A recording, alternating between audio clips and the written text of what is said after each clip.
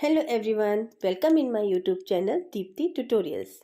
So student, today in this video I am explaining you the question answers of the chapter A House is Not a Home, that is chapter 8 of in class 9th English book Movement.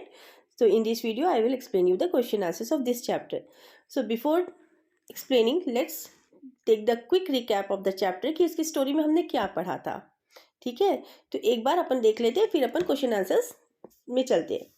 तो ये जो story थी, ये story किसने लिखी थी? ज़ैन गेडियोसो ने लिखी थी. और वो जो राइटर है स्टोरी का, उसने अपने जो टीनेज एक्सपीरियंस हमारे साथ शेयर किया था कि जब वो हाई स्कूल में था, अपने पुराने स्कूल को छोड़ के नए स्कूल में आता है, तो उसको क्या क्या प्रॉब्लम फेस करनी पड़ती है. जैसे कि वो उसके जो फ्रेंड्स होते हैं सब छूट जाते हैं, उसके जो टीचर्स होते हैं जो उसको पहचानते हैं, जिनको वो जानता है, वो सब उससे दूर हो जाते हैं. और फिर वो अपने नए स्कूल में आता है तो उसको जो इम्प्रेशन क्योंकि वो अपने स्कूल में अपने क्लास का हेड बॉय होता है, काफ़ी इंटेलिजेंट होता है, तो ये सब टीचर्स पे इम्प्रेशन उसका ऑलरेडी था. लेकिन जब वो नए स्कूल में आता है तो उसको फिर से कहाँ से स्टार्ट करना पड़ेगा?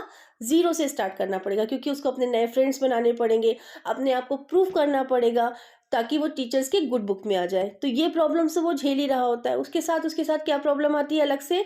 उसके घर में आग लग जाती है. आग लगने के कारण उसके घर में पूरा जो भी उसका सामान होता है, जितने भी उसकी बिलोंगिंग्स होती हैं, कपड़े, बुक्स वगैरह, वो सब जल जाते हैं. इवन कि उसकी जो पहले शुरू में उसको लगता है कि जो उसने पेट पाला था कैट, वो उसको पहले लगता है कि शायद वो कैट भी उससे दूर हो गया है, वो भी उसी में जल गया है. तो इतनी सारी जब नेगेटिव चीज़ें उसके साथ आती हैं, उसको वो उस उससे उससे गो थ्रू होता है वो, तो वो परेशान हो जाता है और भगवान से बोलता है कि भाई मेरे साथ ही ऐसा क्यों हो रहा है कि मैं इतनी सारी प्रॉब्लम्स में क्यों पड़ता चला जा रहा हूँ. क्योंकि बचपन में बहुत, जब वो यंग होता है, यंग में उसके फादर की डेथ हो गई होती है, फिर उसके घर में आग लग जाती है, उसका स्कूल चेंज हो जाता है, तो ये इतनी सारी चीज़ों से वो फ्रस्ट्रेट हो जाता है, वो डिप्रेस हो जाता है कि ये सारी परेशानियां मुझ पे ही क्यों आ रही हैं. तो क्योंकि नए स्कूल में वो अकेला अपने आप को बहुत आइसोलेटेड महसूस करता था. क्यों? क्योंकि उसको किसी से पहचानता नहीं था, उसका कोई दोस्त वहाँ पर था नहीं, तो वो अपने आप को बहुत आइसोलेटेड महसूस करता था. तो आग लगने के बाद क्या चेंज आया कि जो स्टूडेंट्स पहले नए स्कूल में उससे बात नहीं करते थे या वो अकेला पड़ा रहता था, अब धीरे धीरे लोग उसको अप्रोच करने लग गए, उसके पास आने लग गए, उससे बात करने की इच्छा जताने लग गए. तो ये चीज़ उसके साथ जब होने लग गई तो कहीं ना कहीं वो भी धीरे धीरे उसमें कंफर्टेबल होता रहा. और लास्ट में उसके अपन ने क्या देखा कि जो उसकी पेट थी वो भी, क्योंकि जानवर है, जानवर जब आग लगती है, आग देखते हैं तो डरते हैं, तो कैट ने भी जब घर में आग लगे देखी थी तो वो दूर भाग गई थी. पर वो किसी एक जेंटल लेडी को मिली, जो कि वो जेंटल लेडी लाके उसको वापस करी. तो धीरे धीरे अब उसकी लाइफ में भी सारी अच्छी चीज़ें होने लग गई. जो पहले वो सब कुछ निगेटिव चल रहा था, वो सारी चीज़ें, उससे वो पास हो गया, उस चीज़ को उसने सक्सेसफुली पास किया और आके धीरे धीरे फिर अब उसकी लाइफ सेट हो गई. अब वो अपने नए स्कूल में, जो पहले उसको बिल्कुल पसंद नहीं था, बहुत अकेला रहता था, वो सब चीज़ें ख़त्म हो गई. अब उसके नए दोस्त भी बन गए, नए स्कूल में भी उसको अच्छा लगने लगा. तो ये स्टोरी थी जो हमने पढ़ी. अब हम इसके क्वेश्चन आंसर्स हमें करने हैं. तो चलिए फटाफट बिना टाइम वेस्ट किए अपने क्वेश्चन आंसर स्टार्ट करते हैं.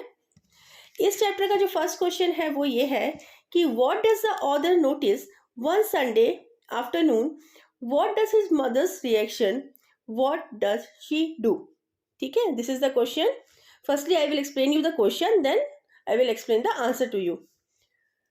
तो इस क्वेश्चन का मतलब क्या है, आपको ये बताना है कि एक दिन संडे की आफ्टरनून, दोपहर में, संडे के जिस दिन संडे होता है उस दिन संडे के आफ्टरनून में ऑथर ने क्या नोटिस किया, क्या पाया, क्या उसने नोटिस किया, फिर उसकी माँ ने क्या किया और उन लोगों का क्या रिएक्शन था. जब जो चीज़ जो हो रही थी जिसको उन्होंने नोटिस किया, उस पर उन दोनों का क्या रिएक्शन था. तो your answer is the author while doing his homework notice the smoke coming out through the beam of ceiling. The room was filled with the smoke very quickly. The author and his mother ran outside the house to save their lives. His mother ran out of house with a small metal box full of important documents, but she became so crazy and rushed back to house to bring picture of her husband. This is the answer. क्या है answer? ये है answer कि उन लोगों ने क्या notice किया जब संडे आफ्टरनून में ऑथर बैठ के अपना होमवर्क कर रहा था. तो उसने क्या नोटिस किया कि घर में धीरे धीरे दीवारों में से, सीलिंग में से क्या निकल रहा है? धुआं. और वो काला धुआं पूरा कमरे में भर गया है. इतना भर गया है कि वो लोग आपस में एक दूसरे को भी नहीं देख पा रहे और आसपास की चीज़ों को भी नहीं देख पा रहे, क्योंकि पूरे घर में काला धुआं भर गया है.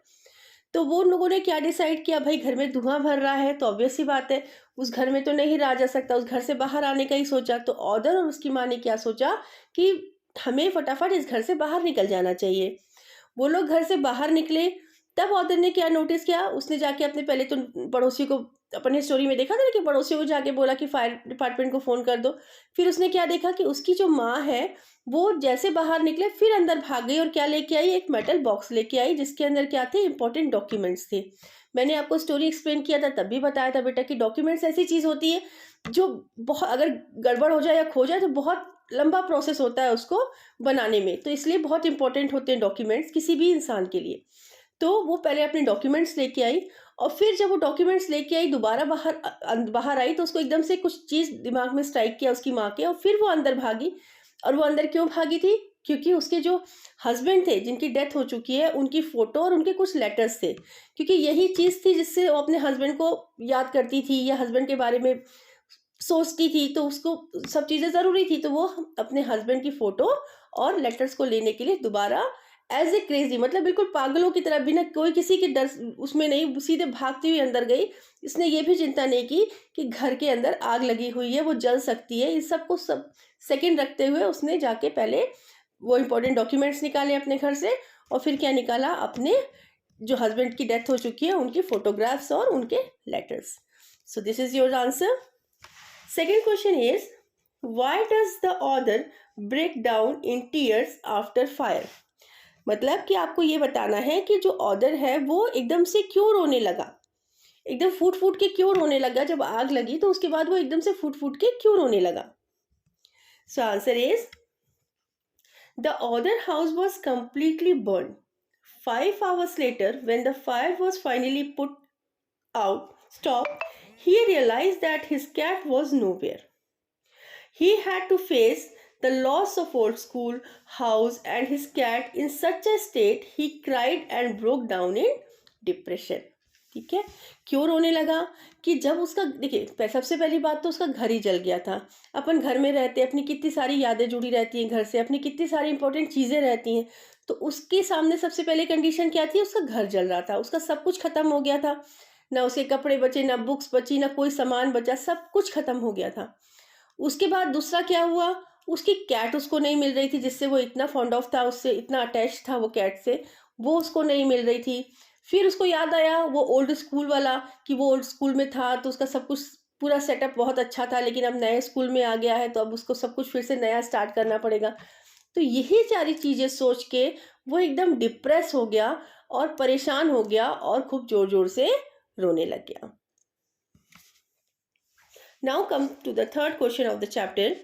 Third question is, why is the author deeply embarrassed next day in the school, which words show his fear and insecurity? आपको ये बताना है कि जो ऑदर है वो अगले दिन जब उसकी घर में आग लग गई, उसके नेक्स्ट डे उसको स्कूल जाना था, तो उसको स्कूल जाने में इतना परेशानी क्यों आ रही थी, क्यों शर्म महसूस कर रहा था और वो इतना ज़्यादा डरा हुआ क्यों था उस चीज़ से, वो क्यों कंफर्टेबली या नॉर्मली अपने स्कूल नहीं जा पा रहा था, उसके बारे में उसको सोचना पड़ रहा था, वो शर्मिंदा हो रहा था, ऐसा क्यों था। Your answer is, the other was full of remorse as he was left with nothing.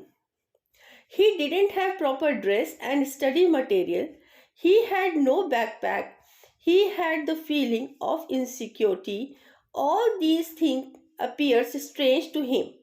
He was shocked deeply and seemed frustrated. The words uttered by him I was destined to be an outcast and geek all my life. I didn't want to grow change or I have to handle life. If I was too going is to be this way, I just want to curl up and die. ठीक है, तो other क्यों परेशान था, क्योंकि देखिए जब उसके घर में आग लगी हुई थी, वो जो कपड़े पहने हुए थे बस वही कपड़े उसके पास थे, बाकी कपड़े उसके क्या आग में जल गए। तो अगले दिन जब अपन स्कूल जाते हैं तो कैसे जाते हैं, फुल यूनिफॉर्म में जाते हैं, अपना बैग होता है, सब कुछ कंप्लीटली बुक्स वगैरह होती हैं, तब अपन नॉर्मली स्कूल चले जाते हैं। लेकिन उसके पास बेचारे के ऐसा कुछ था नहीं, उसका सारा सामान तो आग में जल गया था और जो उसने कपड़े पहन रखे थे बस वही कपड़े उसके शरीर में थे, इवन कि उसके पास उसके जूते तक नहीं थे, है ना। अपन ने स्टोरी में देखा था कि उसने अपनी आंट से जूते हायर लिए थे, तो उसके पास उसके जूते तक नहीं थे। तो वो इसीलिए बहुत एम्बेरेस्ड हो रहा था कि मैं कैसे स्कूल जाऊंगा, सब मेरा मजाक उड़ाएंगे कि अरे इसके कपड़े देखो, उसके पास तो बैग ही नहीं है, ये स्कूल चला आया है। तो ये सब चीज़ें सोच के वो बहुत ज़्यादा घबरा गया था, बहुत ज़्यादा शर्मिंदा था। और वो क्या सोच रहा था कि ये सारी जो गलत चीज़ें हो रही हैं वो मेरे साथ ही क्यों हो रही है, क्यों मैं ही अकेला इन सारी चीज़ों से गो थ्रू हो रहा हूँ, बाकी बच्चों के साथ तो ऐसा कुछ नहीं हो रहा है। तो वो अपने आप में सोचता है कि अगर ऐसा कुछ है तो मैं बड़ा होना ही नहीं चाहता। और लास्ट में क्या बोलता है, ऐसा कुछ है तो मैं बड़ा ही नहीं होना चाहता, और मैं ये चाहता हूँ कि मैं यहीं पे रुक जाऊं और वापस जाके मर जाऊं, क्योंकि मैं इतनी सारी निगेटिव चीज़ों को लेके नहीं सहन कर पा रहा था। वो जो उसके साथ हो रही थी, वो सारी नेगेटिव चीज़ें वो सहन नहीं कर पा रहा था, और उसका मन क्या आया कि इससे अच्छा तो मैं मर जाऊं। Come to the fourth question of the chapter. Fourth question is, the cat and author are very fond of each other. How has been this shown in the story? Where was the cat after fire? Who brings it back and how? ठीक है, अब आपको ये बताना है कि जो cat थी, उसकी ऑदर की पेट जो थी, वो कैट थी। कैट और ऑदर आपस में एक दूसरे को बहुत प्यार करते थे, ठीक है। और ये आपको स्टोरी में से कैसे पता चलता है कि वो बहुत प्यार करते थे? फिर जब कैट कहाँ चली गई, जब घर ऑदर के घर में आग लगी थी, तो कैट कहाँ चली गई थी और फिर उसको वापस कौन लेके आया, ये आपको आपके क्वेश्चन में बताना है कि उसको वापस कौन लेके आया। So answer is, the author loved his cat very much. He never considered her away from him. She kept sitting beside him when he did his homework. When Other get his cat back in, his happiness was beyond the limits. He grabbed her quickly and felt relieved from the hand of the lady. This proved that they were very fond of each other.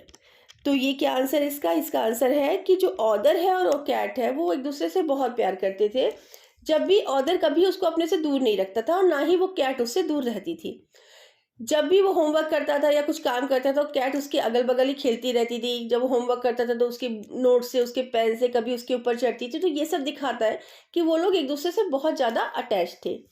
जब आग लगी तो cat कहाँ चली गई थी? क्योंकि being animals are afraid of fire, तो वो क्या हुआ, जब आग लगी तो वो कैट घर से बाहर भाग गई थी और काफ़ी दूर भाग गई थी, तो वापस रिटर्न नहीं आ पाई थी, है ना। फिर जब उसको एक लेडी मिली और वो लेडी को वो कैट मिली, तो कैट को जब लेडी ने उठाया तो उसने देखा कि कैट के गले में एक पेपर है जिसमें नंबर लिखा हुआ है। तो जब उसने लेडी ने कॉल करके ढूंढने की कोशिश की, तो क्योंकि फ़ोन तो सब कुछ जल चुका था, ऑर्डर के घर में तो कुछ बचा नहीं था, तो फ़ोन वगैरह भी सब डिस्ट्रॉय हो चुका था, तो इसीलिए वो कांटेक्ट नहीं कर पाई। वो ढूंढते ढूंढते उसको लेके आई, और जब उसने ऑदर से पूछा कि क्या ये तुम्हारा सामान, ये क्या तुम्हारी कैट है, तो ऑदर ने जब पलट के देखा तो वो बहुत खुश हो गया, और वो उछल के एकदम से जाके उसके हाथ से अपनी बिल्ली को ले आया और अपने गले से लगा लिया, और उसने काफ़ी रिलीफ महसूस किया, काफ़ी अंदर से शांत महसूस किया, अपने आप को खुश महसूस किया। ठीक है। The last question of the chapter is, what is the meaning of my cat was back and so was I? Had the author gone anywhere? Why does he says that he is also back? आपको ये बताना है, question में पूछा गया है कि जो ऑदर ने एक वर्ड बोला था ना, सेंटेंस बोला था कि my cat was back and so was I, मेरी बिल्ली वापस आ गई और मैं भी वापस आ गया। तो इससे आपको ये पूछा जा रहा है कि क्या ऑदर कहीं गया हुआ था, और अगर नहीं गया था तो वो ऐसे वर्ड क्यों बोला कि मैं भी वापस आ, मेरी बिल्ली वापस आ गई और मैं भी वापस आ गया। तो इसका आंसर है, Here's the author want to point out that life is without affection is useless. इसमें ऑदर क्या दिखा रहा है कि जब अगर लाइफ में हमें किसी से प्यार नहीं है, अफेक्शन, हमारी लाइफ में प्यार नहीं है, अफेक्शन नहीं है, अपनापन नहीं है, तो हमारी लाइफ कैसी है? बिना काम के, कोई मतलब नहीं है हमारी लाइफ का। He was depressed after a great loss of in all fields. His old school teachers were always with him in his mind. Actually, other had not gone anywhere, but he says the given statement because when he got his cat back, then he finally able to start his life. क्या था कि author हमारा कहीं गया नहीं था, लेकिन जब उसकी देखिए उसने इतनी सारी मुश्किलें झेली। पहली बात तो अपने ओल्ड स्कूल से नए न्यू स्कूल में आया जहाँ वो किसी को जानता नहीं था। उसके सारे टीचर्स छूट गए, उसके सारे फ्रेंड्स छूट गए, फिर उसके घर में भी आग लग गई, उसकी पालतू बिल्ली भी चली गई। तो इन सब चीज़ों से वो बहुत ज़्यादा डिप्रेस था, बहुत ज़्यादा परेशान था। लेकिन जब उसको उसकी बिल्ली वापस मिली तो उसने जो ये स्टेटमेंट बोला कि मेरी बिल्ली मिल गई और मैं भी मिल गया, मतलब वो वापस अपनी लाइफ में उसके अंदर जो पॉजिटिविटी थी वो आ गई कि नहीं, अब सब कुछ अच्छा होगा, क्योंकि मुझे से मेरी जो उसकी सबसे प्यारी चीज़ थी क्या थी, बिल्ली। वो जब उसको बिल्ली मिल गई तो उसको लगा कि नहीं, अब मेरे को मेरी सारी चीज़ें अच्छी हो जाएंगी, मेरी सारी चीज़ें पॉजिटिव हो जाएंगी। तो here's all the questions are finished and this video is also going to finish. तो अगर आपको वीडियो अच्छा लगा हो तो शेयर एंड लाइक कीजिएगा और चैनल को सब्सक्राइब कर लीजिएगा। चलिए मिलते हैं नेक्स्ट वीडियो में। Till then take very good care of yourself. Bye.